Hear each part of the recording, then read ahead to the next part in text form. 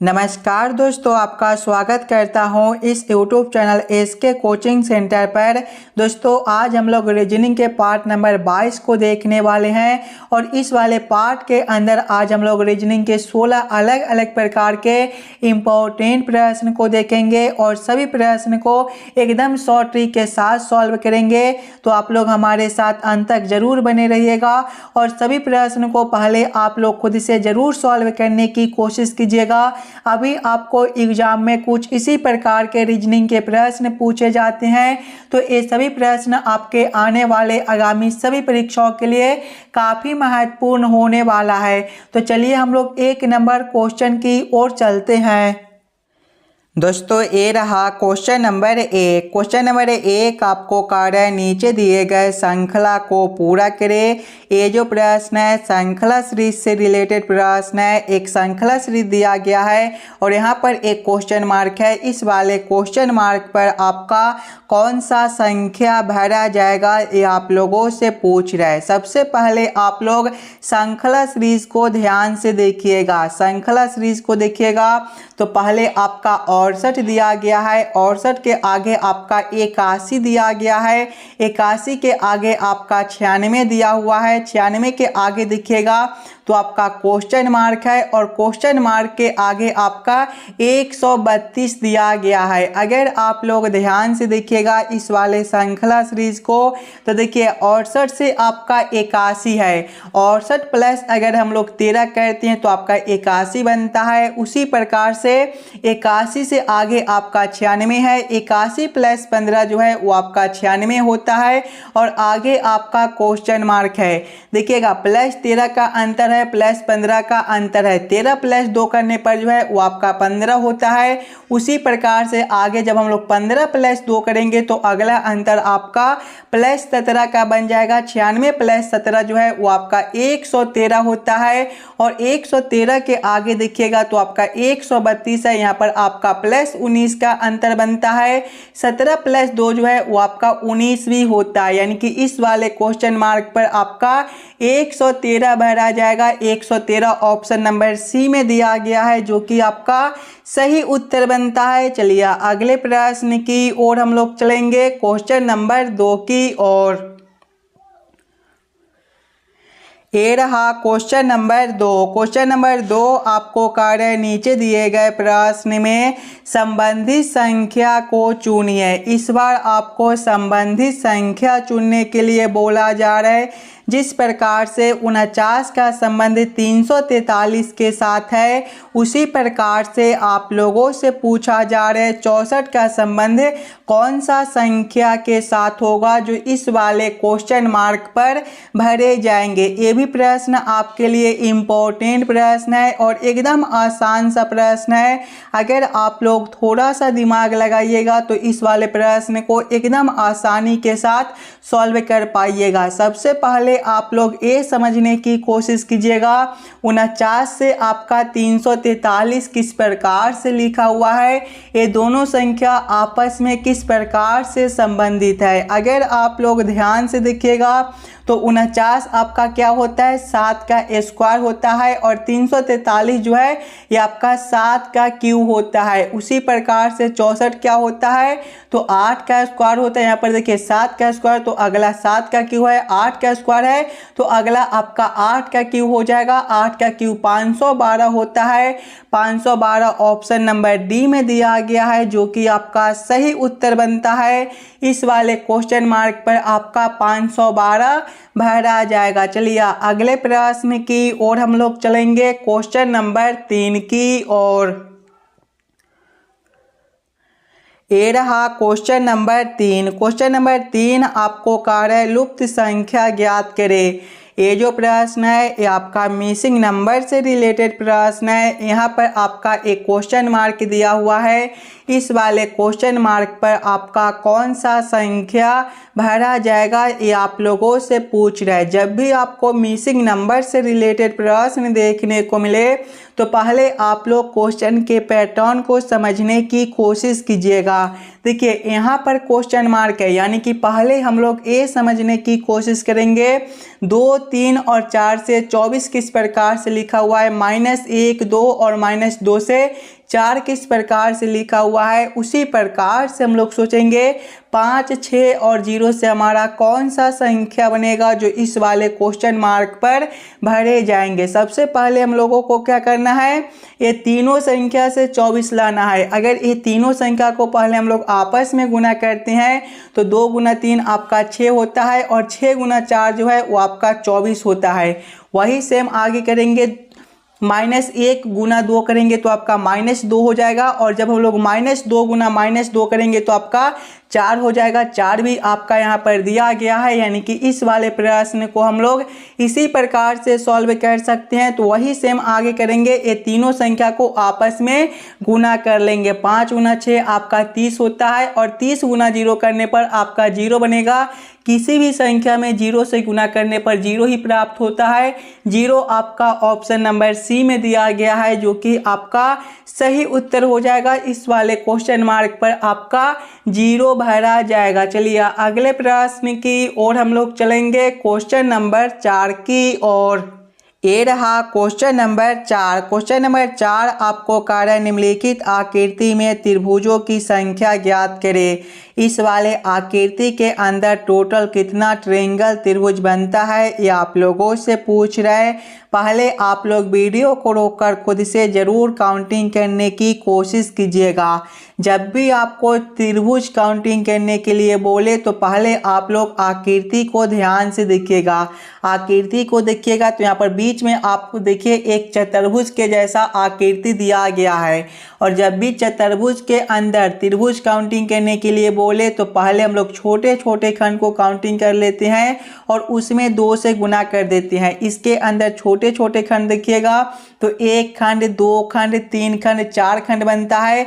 जब हम लोग 4 गुना 2 करते हैं तो आपका 8 बनेगा, यानी कि इस वाले आकृति के अंदर आपका 8 त्रिभुज बनता है। 9वां आपका ए हो जाएगा, 10वां आपका ए बनता है, 11वां आपका ए हो जाएगा, और 12वें को देखिएगा तो वो आपका यहाँ से लेकर यहाँ तक एक त्रिभुज बनता है, ये जो है आपका 12वां हो जाएगा। 13वां उसी प्रकार से जो है वो आपका यहाँ से लेकर यहाँ तक एक बनता है, ये आपका 13वां हो जाएगा। और 14वें को देखिएगा तो सबसे बड़े वाले यानी कि यहाँ से लेकर यहाँ तक भी आपका एक त्रिभुज बनता है, ये आपका 14वां हो जाएगा। 14 ऑप्शन नंबर बी में दिया गया है, जो कि आपका सही उत्तर बनता है। चलिए अगले प्रश्न की ओर हम लोग चलेंगे, क्वेश्चन नंबर 5 की ओर। ये रहा क्वेश्चन नंबर 5। क्वेश्चन नंबर 5 आपको कह रहा है ए और बी बहनें हैं, डी की माता ए है, बी की एक पुत्री सी है जो एफ से विवाहित है, ए का पति जी है, तो सी का डी से क्या संबंध है, ये आप लोगों से पूछ रहा है। ये जो प्रश्न है ये आपका ब्लड रिलेशन से रिलेटेड प्रश्न है और एकदम आसान सा प्रश्न है। तो पहले आप लोग प्रश्न को ध्यान से पढ़िएगा, समझने की कोशिश कीजिएगा और खुद से सॉल्व करने की जरूर कोशिश कीजिएगा। देखिए प्रश्न पहले आपको कह रहा है ए और बी बहनें हैं। बहन जो होती है एक ही पीढ़ी का होती है, यानी कि ए के सामने हम लोग किसको रखेंगे तो ए के सामने हम लोग बी को रखेंगे। क्या रिश्ता है, बहन का है, तो आप लोग यहाँ पर बहन भी लिख लीजिएगा ताकि प्रश्न को समझने में आपको कोई दिक्कत ना हो। आगे प्रश्न को पढ़िएगा। आगे प्रश्न आपको कह रहा है डी की माता ए है। डी की माता कौन है, ए है। माता एक पीढ़ी ऊपर का होती है, यानी कि डी से ऊपर हम लोग किसको रखेंगे तो ए को रखेंगे। क्या रिश्ता है, माता का है, तो आप लोग यहाँ पर क्या कीजिएगा कि माता भी लिख लीजिएगा। आगे प्रश्न को पढ़िएगा। आगे प्रश्न आपको कह रहा है डी की माता ए है, बी की पुत्री सी है। पुत्री जो होती है एक पीढ़ी नीचे का होती है, यानी कि बी से नीचे किसको रखेंगे तो सी को रखेंगे। क्या रिश्ता है, पुत्री का है, तो आप लोग यहाँ पर पुत्री भी लिख लीजिएगा। आगे प्रश्न को पढ़िएगा। बी की पुत्री सी है जो एफ से विवाहित है। एफ से विवाहित कौन है तो सी है, यानी कि सी के सामने एफ को रखेंगे, विवाहित है। आगे प्रश्न को पढ़िएगा।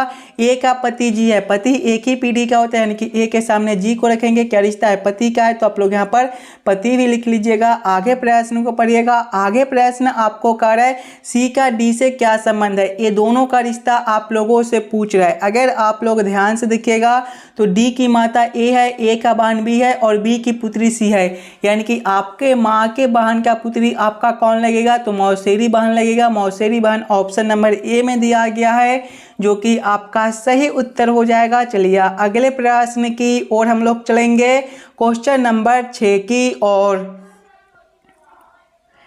ये रहा क्वेश्चन नंबर 6। क्वेश्चन नंबर 6 जो है ये आपका कथन और निष्कर्ष से रिलेटेड प्रश्न है। यहाँ पर आपका 2 कथन दिया गया है और यहाँ पर 2 निष्कर्ष दिए गए हैं। जब भी आपको इस प्रकार के कथन और निष्कर्ष से रिलेटेड प्रश्न देखने को मिले तो सबसे पहले आप लोग सभी कथन को ध्यान से पढ़िएगा और उस सभी कथन को आप लोग वेन आरेख वेन डायग्राम पर सेट कर लीजिएगा, ताकि प्रश्न को सॉल्व करने और समझने में आपको आसानी हो। कथन 1 आपको कह रहा है सभी कप कुर्सियां है। सभी कप क्या है, कुर्सियां है। इसका वेन आरेख वेन डायग्राम किस प्रकार से बनेगा, सभी कप जो है वो कुर्सियां दिया गया है, यानी कि कुर्सियां के अंदर जो है वो आपका कप हो जाएगा। ये जो आरेख है आपका कुर्सियां के लिए हो जाएगा, तो आप लोग यहाँ पर कुर्सियां भी लिख लीजिएगा, ताकि प्रश्न को सॉल्व करने और समझने में आपको कोई दिक्कत ना हो। कुर्सियां के अंदर जो है वो आपका कप हो जाएगा, यानी कि ये जो आरेख है ये आपका कप के लिए हो जाएगा। आगे कथन को पढ़िएगा। आगे कथन 2 आपको कह रहा है कोई कुर्सी मेज नहीं है, यानी कि मेज ये दोनों से अलग है, यानी कि ये जो आरेख है ये आपका मेज के लिए हो जाएगा, तो आप लोग यहाँ पर मेज भी लिख लीजिएगा। अब आप लोग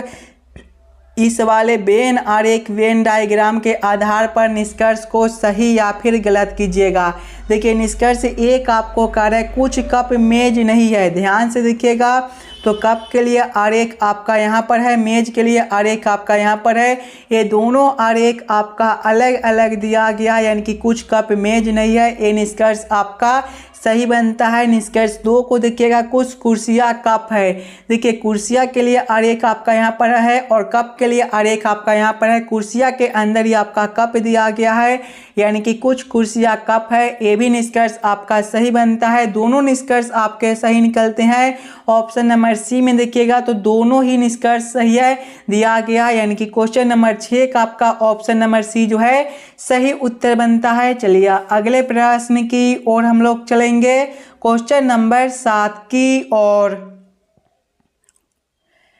ये रहा क्वेश्चन नंबर 7। क्वेश्चन नंबर 7 आपको कह रहा है उन सभी लोगों की संख्या ज्ञात कीजिए जो तमिल और तेलुगु बोल सकते हैं। अगर आप लोग ध्यान से देखिएगा यहाँ पर तो देखिए तेलुगु बोलने वाले के लिए आरेख आपका यहाँ से लेकर यहाँ तक दिया गया है।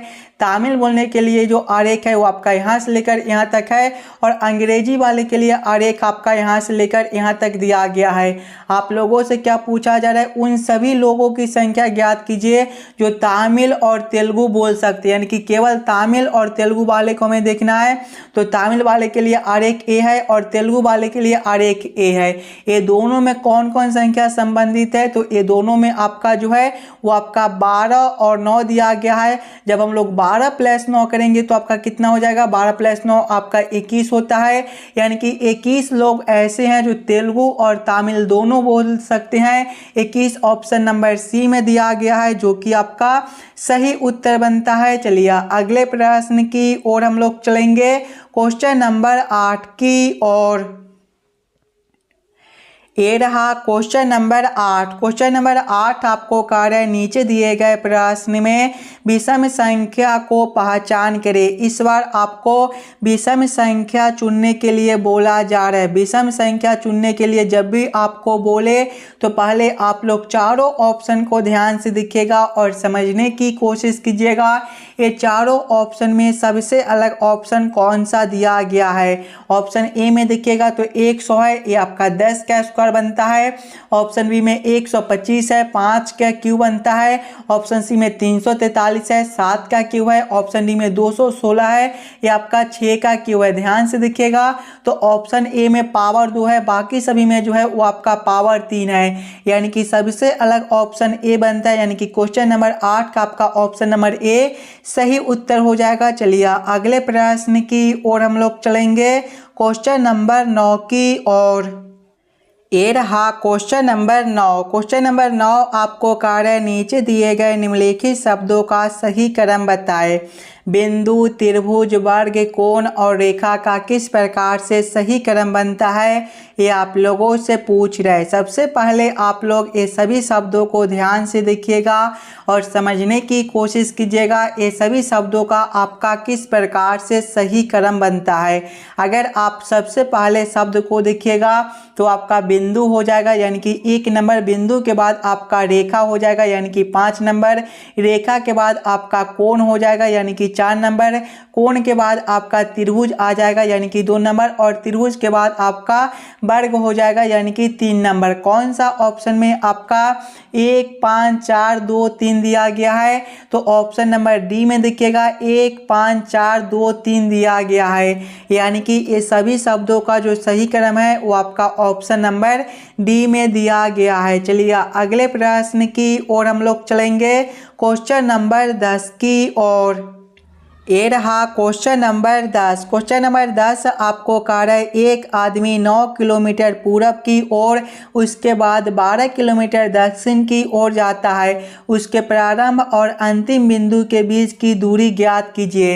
ये भी प्रश्न आपके लिए इम्पोर्टेंट प्रश्न है और जब भी आपको इस प्रकार के प्रश्न देखने को मिले तो पहले आप लोग ये याद कर लीजिएगा, दिशा में जो है वो पूरब देखिएगा तो आपका ए वाला दिशा होता है, पश्चिम आपका ए वाला दिशा होता है, उत्तर आपका ऊपर की ओर होता है और दक्षिण जो है वो आपका नीचे की ओर होता है। अब आप लोग प्रश्न को ध्यान से पढ़िएगा और समझने की कोशिश कीजिएगा। देखिए प्रश्न पहले आपको कह रहा है एक आदमी 9 किलोमीटर पूरब की ओर, उसके बाद 12 किलोमीटर दक्षिण की ओर जाता है। पहले आदमी जो है 9 किलोमीटर पूरब की ओर जाता है। पूरब आपका ए वाला दिशा, यानी कि पहले ए वाला दिशा में वह 9 किलोमीटर जाता है। उसके बाद दक्षिण, देखिए दक्षिण आपका ए वाला दिशा है, यानी कि ए वाला दिशा में वह 12 किलोमीटर जाता है। उसके आगे प्रश्न को पढ़िएगा। आगे प्रश्न आप लोगों से पूछ रहा है उसके प्रारंभ और अंतिम बिंदु के बीच की दूरी ज्ञात कीजिए, यानी कि ए वाला दूरी आप लोगों से पूछ रहा है। अगर आप लोग ध्यान से देखिएगा तो ये आपका लंब दिया हुआ है, ये जो है ये आपका आधार दिया हुआ है, ये आपका लंब है और कर्ण आप लोगों से पूछ रहे। तो कर्ण बराबर क्या होता है? आधार ए स्क्वायर जो लंब ए स्क्वायर का रूट, यानी कि जब हम लोग 9 का ए स्क्वायर प्लस करेंगे 12 का स्क्वायर का रूट अंडर तो आपका कितना हो जाएगा? देखिएगा 9 का स्क्वायर जो है वो आपका 81 होता है, प्लस करेंगे हम लोग 12 का स्क्वायर आपका 144 होता है। दोनों को आपस में जोड़िएगा तो 81 प्लस 144 आपका कितना बनता है? 81 प्लस 144 जो है वो आपका 225 हो जाएगा रूट अंडर। 225 रूट अंडर कितना होता है? तो आपका 15 होता है। 15 आपका ऑप्शन नंबर सी में दिया गया है, जो कि आपका सही उत्तर बनता है। ये जो दूरी है बीच का, ये आपका 15 किलोमीटर का है। चलिए अगले प्रश्न की ओर हम लोग चलेंगे, क्वेश्चन नंबर 11 की ओर। ये रहा क्वेश्चन नंबर 11। क्वेश्चन नंबर 11 आपको कार्य नीचे दिए गए प्रश्न में संबंधित आकृति को चुनिए। इस बार आपको संबंधित आकृति चुनने के लिए बोला जा रहा है। यहाँ पर एक प्रश्न आकृति दिया गया है और यहाँ पर एक क्वेश्चन मार्क है। इस वाले क्वेश्चन मार्क पर आपका कौन सा आकृति भरा जाएगा ये आप लोगों से पूछ रहा है। सबसे पहले आप लोग ये समझने की कोशिश कीजिएगा ये दोनों आकृति आपस में किस प्रकार से संबंधित है। उसी प्रकार से आप लोग सोचिएगा ये वाला आकृति से आपका कौन सा आकृति बनेगा जो इस वाले क्वेश्चन मार्क पर भरे जाएंगे। अगर आप लोग ध्यान से देखिएगा तो पहले आकृति को दूसरे में कर दिया गया है, दूसरे आकृति को तीसरे में, और तीसरा जो आकृति है देखिएगा पहले आकृति को दूसरे में, दूसरे आकृति को तीसरे में और तीसरे आकृति को जो है वो पहले कर दिया गया है और दूसरे आकृति को जो है वो रंग भी दिया गया है। वही से हम लोग आगे करेंगे। पहले आकृति को कहाँ रखेंगे तो दूसरे में, दूसरे आकृति को हम लोग तीसरे में करेंगे और तीसरे आकृति को पहले में और दूसरे आकृति को रंग भी देंगे। इस प्रकार का उत्तर आकृति कौन सा ऑप्शन में दिया गया है? तो ऑप्शन नंबर बी में आपका इस प्रकार का उत्तर आकृति दिया गया है, जो कि आपका सही उत्तर बनता है। इस वाले क्वेश्चन मार्क पर आपके इस प्रकार के आकृति भरे जाएंगे। चलिए अगले प्रश्न की ओर हम लोग चलेंगे, क्वेश्चन नंबर 12 की ओर। ये रहा क्वेश्चन नंबर 12। क्वेश्चन नंबर 12 आपको कार्य नीचे दिए गए अक्षर श्रृंखला को पूरा करें। ये जो प्रश्न है ये आपका अक्षर श्रृंखला से रिलेटेड प्रश्न है। एक अक्षर श्रृंखला दिया गया है और यहाँ पर एक क्वेश्चन मार्क है। इस वाले क्वेश्चन मार्क पर आपका कौन सा अक्षर भरा जाएगा ये आप लोगों से पूछ रहा है। अगर आप लोग ध्यान से देखिएगा अक्षर श्रृंखला को, तो ए से आपका सी है, यहाँ पर जो है वो आपका +2 कर दिया गया है। सी के आगे एफ है, +3 है। एफ के आगे आपका के है, यहाँ पर जो है वो आपका +5 है और आगे आपका क्वेश्चन मार्क है। देखिए +2 है, +3 है, +5 है। अगर आप लोग ध्यान से देखिएगा तो 2 के बाद जो है वो आपका 3 अभाज्य संख्या होता है, 3 के बाद जो है वो आपका 5 अभाज्य संख्या होता है। उसी प्रकार से 5 के बाद अगला अभाज्य संख्या जो है वो आपका 7 होता है, यानी कि अगला अंतर जो है +7 का हो जाएगा। के आपका 11वें नंबर पर होता है, 11 + 7 आपका 18 और 18वें पर आपका आर होता है। आर ऑप्शन नंबर सी में दिया गया है, जो कि आपका सही उत्तर बनता है। चलिए अगले प्रश्न की ओर हम लोग चलेंगे, क्वेश्चन नंबर 13 की ओर। ये रहा क्वेश्चन नंबर 13। क्वेश्चन नंबर 13 आपको कार्य यदि ए भाग को दर्शाता है, बी जोड़ को दर्शाता है, सी घटाव को दर्शाता है और डी गुणा को दर्शाता है, तो 24A 6D 4B 9C 8 बराबर क्वेश्चन मार्क। इस वाले क्वेश्चन मार्क पर आपका कौन सा संख्या भरा जाएगा ये आप लोगों से पूछ रहा है। सबसे पहले आप लोग इस वाले प्रश्न को ध्यान से पढ़िएगा और समझने की कोशिश कीजिएगा प्रश्न आपको क्या कह रहा है। इस वाले प्रश्न को हम लोग कैसे जल्द से जल्द सॉल्व कर सकते हैं। देखिए प्रश्न आपको कह रहा है ए भाग को दर्शाता है, यानी कि इस वाले समीकरण में जहाँ पर ए दिया गया है वहाँ पर भाग को रखेंगे। बी जोड़ को दर्शाता है, बी के जगह पे जोड़ को रखेंगे। सी घटाव को दर्शाता है, सी के जगह पे घटाव को रखेंगे और डी गुना को दर्शाता है, डी के जगह पे गुना को रखकर इस वाले समीकरण को हम लोग हल कर लेंगे। सबसे पहले देखिएगा 24A 6 दिया गया है, ए किसको दर्शाता है तो भाग को, यानी कि यहाँ पर आपका ए के जगह पे भागा 6 हो जाएगा। उसके बाद डी है, डी गुना को दर्शाता है तो गुना 4 हो जाएगा। उसके बाद बी है, बी जोड़ को दर्शाता है तो जोड़ 9 हो जाएगा। उसके बाद सी है, सी घटाव को दर्शाता है तो घटाव 8 हो जाएगा। देखिएगा 24/6 जो है वो आपका 4 होता है, 4 गुना 4 आपका 16 बनेगा। प्लस करेंगे 9 घटाव 1 आपका जो है 9 घटाव 8 आपका 1 हो जाएगा। 16 + 1 आपका 17 बनता है। 17 ऑप्शन नंबर सी में दिया गया है, जो कि आपका सही उत्तर हो जाएगा। इस वाले क्वेश्चन मार्क पर जो है वो आपका 17 भरा जाएगा। चलिए अगले प्रश्न की ओर हम लोग चलेंगे, क्वेश्चन नंबर 14 की ओर। ये रहा क्वेश्चन नंबर 14। क्वेश्चन नंबर 14 आपको कार्य नीचे दिए गए प्रश्न आकृति का सही दर्पण छवि चुनिए।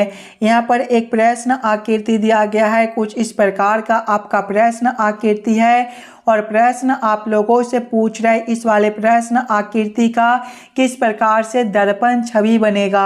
अगर आप लोग ध्यान से देखिएगा दर्पण को तो कुछ इस प्रकार का दर्पण है और जब भी आपको इस प्रकार के दर्पण देखने को मिले तो प्रश्न आकृति जो है बाएं से उलटकर दाएं में चला जाता है और दाएं वाले आकृति आपके उलटकर बाएं में चले आते हैं। यानी कि जब हम लोग इस वाले प्रश्न आकृति को इस प्रकार से उलटेंगे तो सबसे पहला ये जो खंड है ये आपका इसी प्रकार से रहेगा। ए लाइन आपका इस प्रकार से है तो उलटने के बाद इस प्रकार से हो जाएगा और ए लाइन आपका इस प्रकार से है तो ये आपका उलटने के बाद इस प्रकार से हो जाएगा। उसके बाद ये जो आकृति आपका इस प्रकार से आपके उलटने के बाद भी इसी प्रकार से रहेंगे। उसके बाद आपका इस प्रकार का खंड है और ये रंगा हुआ भाग आपका इस साइड है तो अब आपका रंगा हुआ भाग जो है उलटने के बाद इस साइड हो जाएगा। उसके बाद देखिएगा तो ये जो गोला आपका यहाँ पर है ये आपके उलटने के बाद यहाँ पर हो जाएंगे।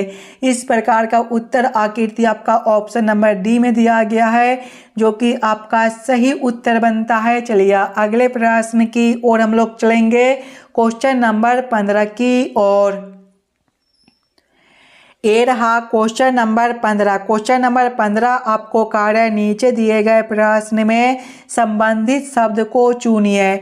इस बार आपको संबंधित शब्द चुनने के लिए बोला जा रहा है। जिस प्रकार से छत्ता का संबंध मधुमक्खी के साथ है, उसी प्रकार से आप लोगों से पूछा जा रहा है ऊंचा नीर का संबंध कौन सा शब्द के साथ होगा, जो इस वाले क्वेश्चन मार्क पर भरे जाएंगे। अगर आप लोग ध्यान से देखिएगा तो छत्ता जो है वो मधुमक्खी बनाती है, उसी प्रकार से ऊंचा नीर जो है दोस्तों वो आपका गरुड़ बनाता है, यानी कि इस वाले क्वेश्चन मार्क पर जो है वो आपका गरुड़ भरा जाएगा। गरुड़ आपका ऑप्शन नंबर देखिएगा तो सी में दिया गया है, जो कि आपका जो है वो सही उत्तर बनता है। चलिए अगले प्रश्न की ओर हम लोग चलेंगे, क्वेश्चन नंबर 16 की ओर। दोस्तों ये रहा क्वेश्चन नंबर 16 और ये जो प्रश्न है ये आपका कोडिंग डिकोडिंग से रिलेटेड प्रश्न है और एकदम आसान सा प्रश्न है। और ये जो प्रश्न है ये आपके होमवर्क के तौर पे छोड़े जाते हैं, तो इस वाले प्रश्न को आप लोग खुद से सॉल्व कीजिएगा। इस प्रकार के प्रश्न आपको सभी पार्ट में कराए जाते थे और आप लोग ज़रूर कमेंट करके बताइएगा 16 प्रश्न में से आप लोग कितने प्रश्न को खुद से सॉल्व किए हो। अगर आपको किसी भी प्रश्न में कहीं पर भी कोई दिक्कत हो तो हमें वो भी कमेंट करके बता दीजिएगा। और अगर आप लोग इस वाले YouTube चैनल पर नए हो तो ज़रूर चैनल को सब्सक्राइब कर लीजिएगा और वीडियो को लाइक भी कर दीजिएगा। चलिए हम लोग मिलते हैं आपसे अगले वीडियो में।